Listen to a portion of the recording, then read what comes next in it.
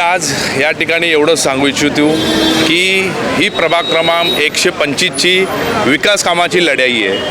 ही कुठेतरी घराणेशाही, कुठेतरी खोके मोजून तिकीट मिळवलेली पक्ष नाही आहे। हे माझ्या कामावर आणि प्रभाग क्रमांक 125च्या विकास कामाकरता आज मला अधिकृत उमेदवार आम आदमी पक्षाने घोषित केलेलं आहे। आज मूलभूत अधिकार आपण जे जनतेचे लोकांचे बोलतो, जसं फुटपाथ झाले, रस्ते झाले, स्ट्रीट लाईट झाले आणि सर्वप्रथम म्हणजे प्रभाग क्रमांक 125चं नियोजन कशा पद्धतीने करता येईल ह्यासाठी मी आज सर्व लोकांना याच्याबद्दल कशा पद्धतीने महानगरपालिकेकडे आपण उपाययोजनेचे जे सर्वसामान्यांना उपाययोजने लोकांपर्यंत भेटत नाही आहे ते मी सर्व मिळवून देण्याचं या पद्धतीने काम करेन।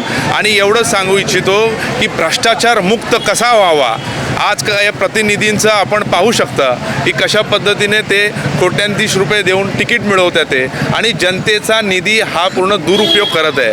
परंतु आम आदमी पक्ष एक सच्ची पार्टी आहे, एक खरी पार्टी आहे आणि या खरी पार्टीचं निश्चितच मी 100% निकाल लावून देईन। जर प्रभाग क्रमांक 125च्या लोकांनी माझ्यावरती एकदा ही संधी द्या आणि ह्या संधीचं मी सोनं करून दाखवलं नाही तर पुढच्या निवडणुकाला मी त्यांच्या घरापुढे मतं मागायला उभा नाही राहणार आहे।